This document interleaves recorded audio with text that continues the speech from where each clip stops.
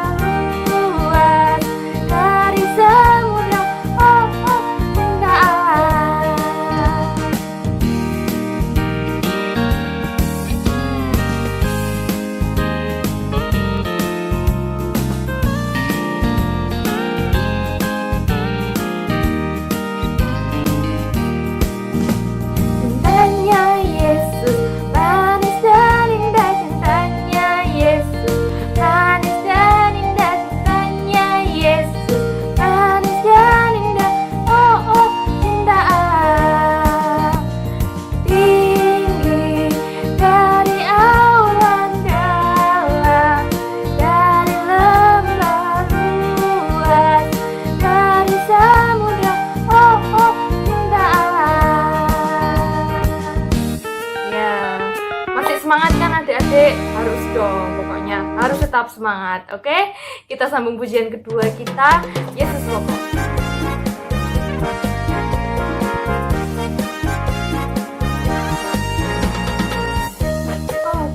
Dan kita caranya tinggallah di dalamnya. Yesus pokok dan kita caranya tinggallah di dalamnya. Yesus pokok dan kita caranya tinggallah di dalamnya. Pastilah kau akan berbuah. Yesus cintaku, ku cinta kau, kau cinta dia. Yesus cintaku, ku cinta kau, kau cinta dia. Yesus pokok dan kita caranya tinggallah di dalamnya. Yesus pokok dan kita caranya tinggallah di dalamnya. Yesus pokok dan kita caranya tinggallah di dalamnya. Pastilah kau akan berbuah.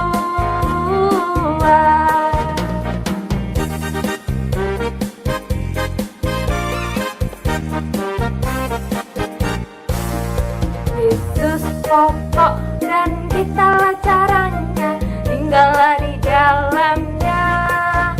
Yesus pokok dan kita caranya tinggallah di dalamnya.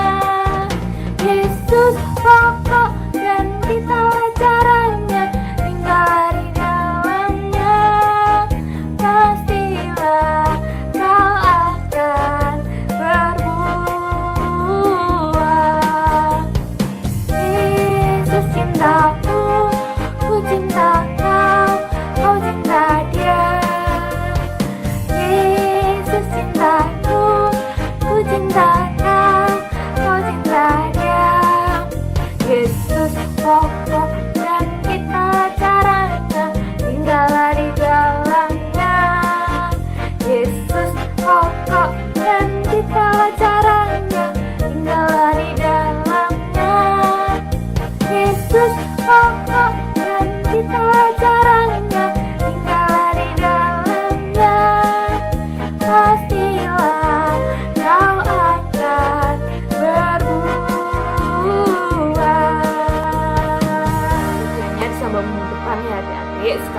adik-adik waktunya untuk mendengarkan firman Tuhan. Adik-adik harus fokus mendengarkan firman Tuhan. Kita mau menyanyikan lagu Semua Baik.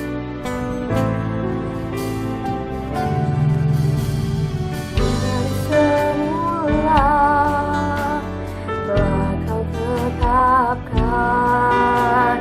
hidupku dalam tangan-Mu, dalam rencana-Mu Tuhan. Rencana indah telah Kau siapkan bagi masa depanku yang penuh harapan.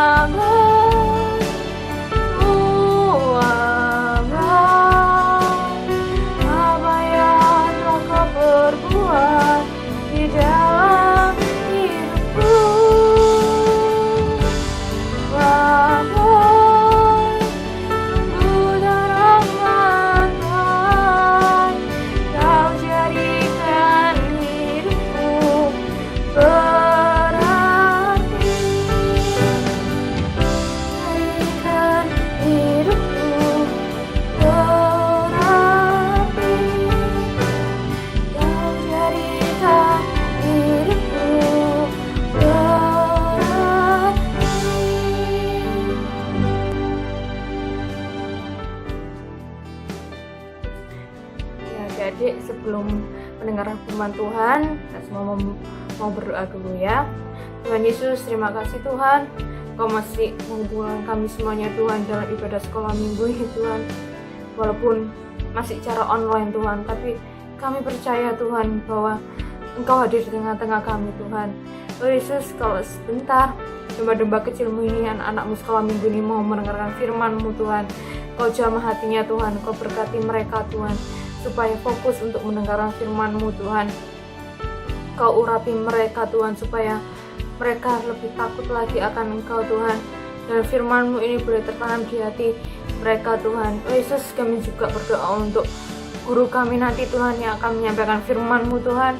Kau berkati guru kami Tuhan, Kau urapi guru kami ini Tuhan, untuk menyampaikan firman-Mu nanti Tuhan, supaya firman-Mu ini boleh berasal dari Engkau saja Yesus. Yesus, Kau berkati juga guru-guru sekolah minggu yang ada Tuhan. Kau jamah kami semuanya Tuhan, Kau urapi kami Yesus. Oh Tuhan, terima kasih Bapa, terima kasih Yesus. Kami siap untuk mendengarkan firman-Mu Tuhan. Kami sudah berdoa dan mengucap syukur, haleluya, amin. Selamat sore adik-adik. Apa kabarnya hari ini? Sehat kan? Puji Tuhan. Hari ini Kak Tami mau cerita tentang anak yang hilang. Dalam Nats Lukas 15 ayat 11 sampai 32. Kita baca dulu ya. Dalam perikop perumpamaan tentang anak yang hilang, Yesus berkata lagi, ada seorang mempunyai 2 anak laki-laki. kata yang bungsu kepada ayahnya, "Bapa, berikanlah kepadaku bagian harta milik kita yang menjadi hakku." Lalu ayahnya membagikan harta kekayaan itu di antara mereka. Ayat 13. Beberapa hari kemudian anak bungsu itu menjual seluruh bagiannya itu lalu pergi ke negeri yang jauh. Di sana ia memboroskan harta miliknya itu dengan hidup berfoya-foya. Setelah dihabiskannya semuanya, timbullah bencana kelaparan di negeri itu, dan ia pun mulai melarat. Lalu ia pergi bekerja pada seorang majikan di negeri itu. Orang itu menyuruhnya ke ladang untuk menjaga babinya. Ayat 16. Lalu ia ingin mengisi perutnya dengan ampas yang menjadi makanan babi itu, tetapi tidak seorang pun yang membelikannya kepadanya. Ayat 17. Lalu ia menyadari keadaannya, katanya, "Betapa banyaknya orang upahan bapakku yang berlimpah-limpah makanannya, tetapi aku di sini mati kelaparan." Ayat 18. Aku akan bangkit dan pergi kepada bapakku dan berkata kepadanya, "Bapa, aku telah berdosa terhadap surga dan terhadap Bapa. Aku tidak layak disebut anak Bapa. Jadikanlah aku sebagai salah satu upahan Bapa." Ayat 20. Maka bangkitlah ia dan pergi ke bapaknya. Ketika ia masih jauh, ayahnya telah melihatnya. Lalu tergeraklah hatinya oleh belas kasihan. Ayahnya itu berlari mendapatkan dia, lalu merangkul dan mencium dia. Ayat 21. Kata anak itu kepadanya, "Bapa, aku telah berdosa terhadap surga dan terhadap Bapa. Aku tidak layak disebutkan anak Bapa." Tetapi ayahnya itu berkata kepada hamba-hambanya, "Lekaslah bawa kemari jubah yang terbaik, pakaikanlah itu kepadanya, dan kenakanlah cincin pada jarinya, dan sepatu pada kakinya." Ayat 23. Dan ambillah anak lembu tambun itu, sembelilah dia, dan marilah kita makan dan bersuka cita. Ayat 24. Sebab anakku itu telah mati dan menjadi hidup kembali. Ia telah hilang dan didapatkan kembali. Maka mulailah mereka bersukaria. Tetapi anaknya yang sulung berada di ladang, dan ketika ia pulang dan dekat ke rumah, ia mendengar bunyi seruling dan nyanyian tari-tarian. Lalu ia memanggil salah satu hamba dan berkata kepadanya, "Apa arti semua itu?" Jawab hamba itu, "Adikmu telah kembali, dan ayahmu telah menyembelih anak lembu tambun, karena ia mendapatkan kembali dengan sehat." Ayat 28. Maka marahlah anak sulung itu, dan ia tidak mau masuk. Lalu ayahnya keluar dan berbicara dengan dia. Tetapi ia menjawab ayahnya, katanya, "Telah bertahun-tahun aku melayani Bapa, dan belum pernah aku melanggar perintah Bapa. Tetapi kepadaku belum pernah Bapa memberi seekor anak kambing untuk bersuka cita dengan sahabat-sahabatku." Ayat 30. Tetapi baru saja datang anak Bapa yang telah memboroskan harta kekayaan Bapa bersama-sama dengan pelacur-pelacur. Maka Bapa menyembelih anak lembu tambun itu untuk dia. Ayat 31. Kata ayahnya kepadanya, "Anakku, engkau selalu bersama-sama dengan aku, dan segala kepunyaanku adalah kepunyaanmu. Kita patut bersuka cita dan bergembira karena adikmu telah mati dan menjadi hidup kembali. Ia telah hilang dan ia dapat kembali." Nah, dalam cerita ini kita bisa melihat ada dua anak laki-laki, yang satu anak sulung dan yang satu anak bungsu. Anak bungsu ini meminta kepada bapaknya kekayaannya. Terus bapaknya bilang, "Iya, saya akan membagikan kekayaan saya akan memberikan kepadamu dan kepada kakakmu." Terus setelah dikasih kepada anak bungsu tadi, terus habis itu anak bungsu tadi akhirnya dijual semua kekayaannya, dibuatnya pergi ke kota atau ke negeri yang lain atau ke negeri yang jauh untuk berfoya-foya. Pada suatu hari kalau kita uangnya banyak, dibuat foya-foya, dibuat beli ini, beli itu, akan habis. Suatu saat uangnya habis dan di negeri itu dilanda kelaparan. Akhirnya mau gak mau dia datang mencari pekerjaan. Nah, dia akhirnya dapat pekerjaan. Apa tadi pekerjaannya? Dia menjaga babinya orang lain. Padahal ayahnya adalah seorang yang kaya raya. Dia bisa membayar hamba untuk bekerja pada ayahnya, tapi dia akhirnya bekerja sama orang lain. Dia mau gak mau karena dia lapar. Saking laparnya, dia lihat ada ampas makanan babi mau dimakannya. Terus dia berpikir, ayahku aja kaya raya, dia aja bisa memberikan hambanya yang bekerja sama ayahnya, bisa memberikan makanan yang enak, sedangkan dia anaknya sendiri makan bekas ampas babi. Tapi akhirnya dia memutuskan untuk pulang kepada ayahnya.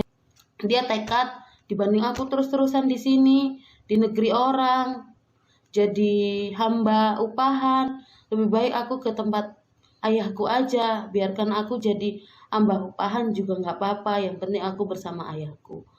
Akhirnya dia memutuskan untuk pergi ke rumah bapaknya kembali. Dia mau menjadi upahan bapaknya. Ternyata yang dibayangkannya tidak sesuai. Dikiranya nanti ayahnya akan membenci dia, ayahnya akan memarahi dia. Tapi dari kejauhan aja ayahnya sudah mengetahui kalau anaknya pulang. Ayahnya melihat dia dari jauh. Oh, itu anakku yang bungsu. Terus ayahnya kasihan. Terus ayahnya merangkul dan mencium. Bukan hanya itu, ayahnya menyuruh hambanya untuk mengambil jubah yang terbaik. Yalah. Tapi anak itu bilang, ayah, aku telah berdosa kepada surga dan kepada Bapa. Aku tidak layak disebut anak Bapa. Tapi ayahnya tidak. Kenakanlah cincin pada jarinya. Bukan hanya dikasih jubah, tapi cincin. Terus dikasih sepatu di kakinya, karena dia pulang sudah tidak membawa apa-apa lagi. Udah kehilangan semuanya, kekayaannya yang dijualnya untuk bersenang-senang. Dia sudah tidak punya. Dia cuma punya mungkin alas kaki yang seadanya. Terus bapaknya bilang, sepatu untuk kakinya. Dan ambillah, bukan hanya itu saja, bukan hanya dikasih jubah, dikasih cincin, dikasih sepatu, tapi hambanya tadi suruh ambil lembu tambun. Tambun itu berarti yang gemuk, yang sehat. Untuk ngapain dia kok pakai ambil lembu tambun, Kak? Untuk disembelih dan makan dan bersuka cita. Karena katanya sebab anakku yang hilang, ini sebab anak ini telah mati dan menjadi hidup kembali, di ayat 24 ya. Ia telah hilang dan didapatkannya kembali, maka mulailah mereka bersuka ria.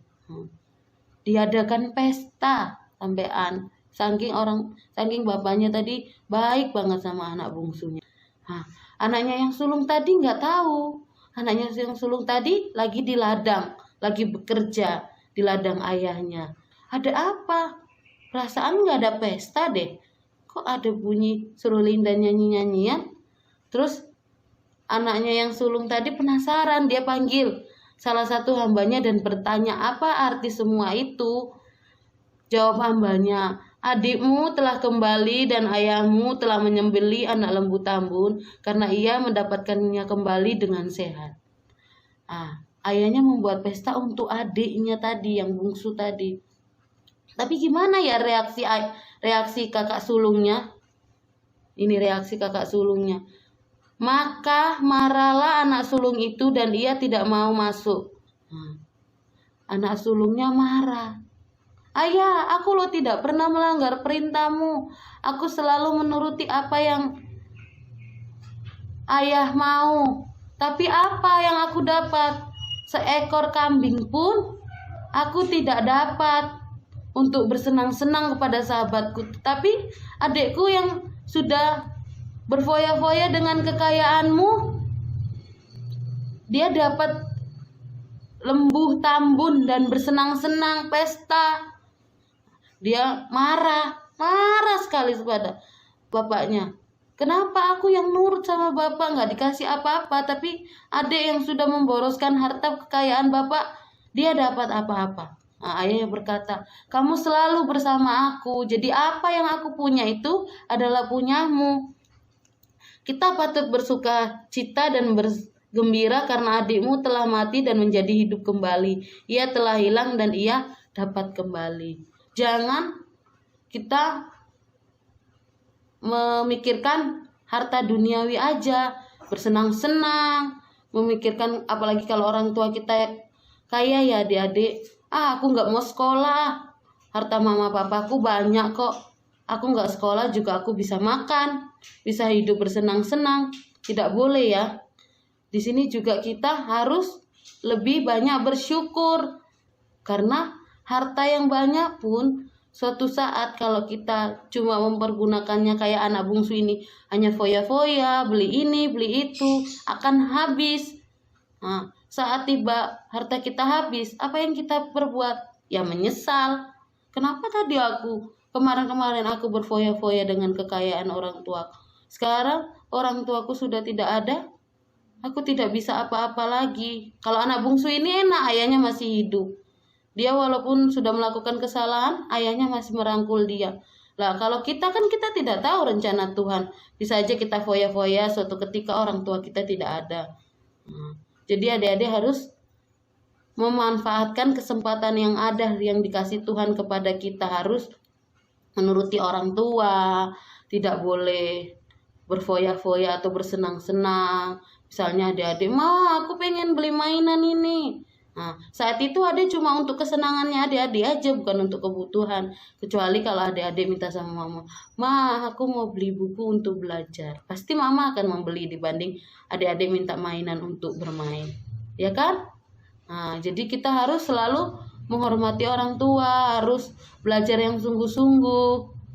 Tidak boleh selalu berfoya-foya akan kekayaan orang tua. Nah, itu cerita Kak Tami hari ini. Kita tidak mau jadi anak yang hilang ya, tapi kita mau jadi anak yang baik, anak yang nurut sama orang tua. Apapun yang dikatakan orang tua pasti yang terbaik untuk kita. Tapi kalau Kak Tami nakal, ya pasti dimarahin lah. Untuk apa? Untuk kebaikan kita, agar kita tidak melakukan kesalahan yang sama.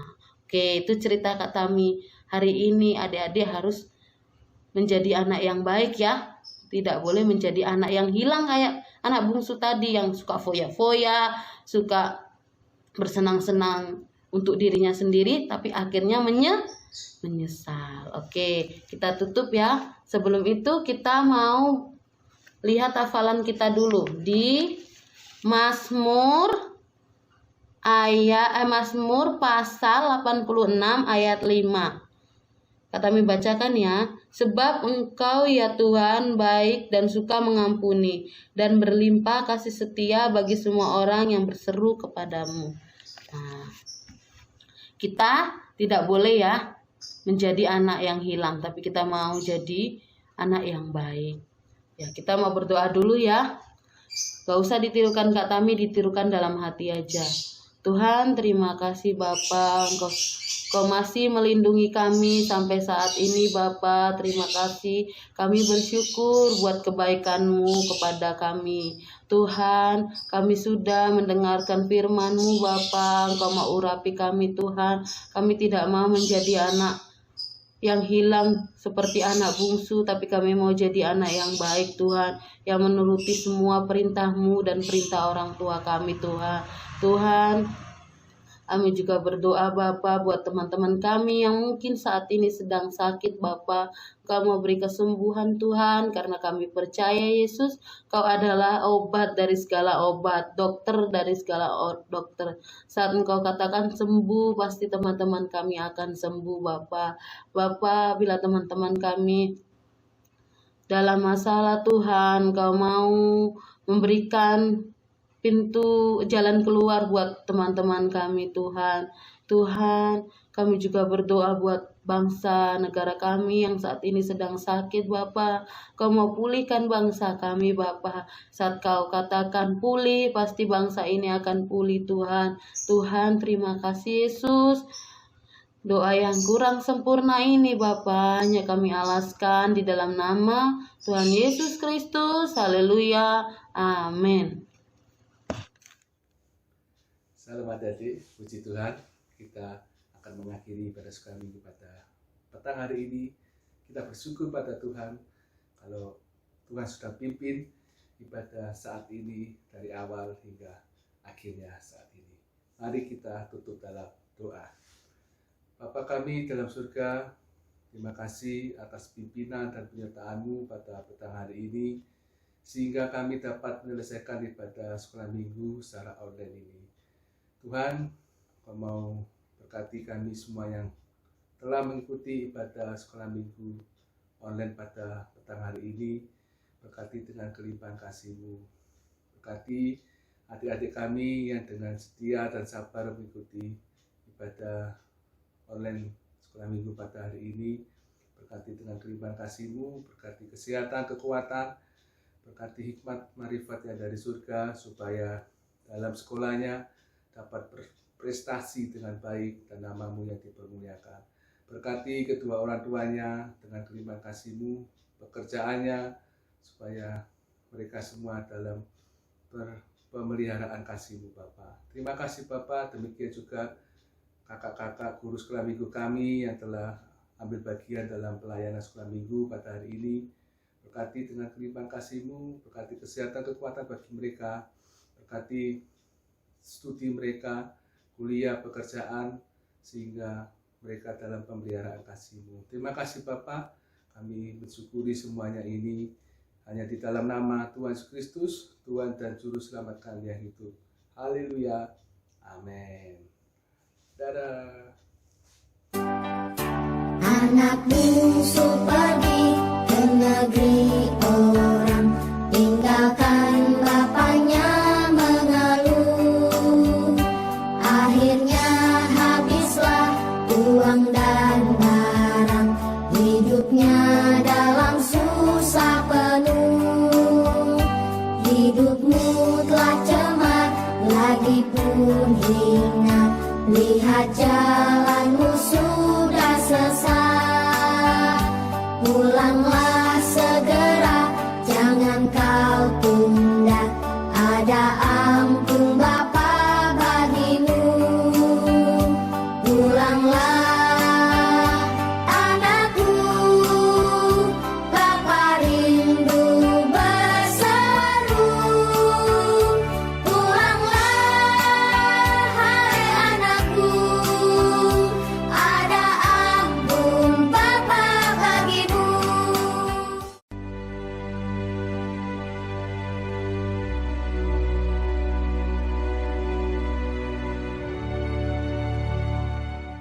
Lukas 10 ayat 27b.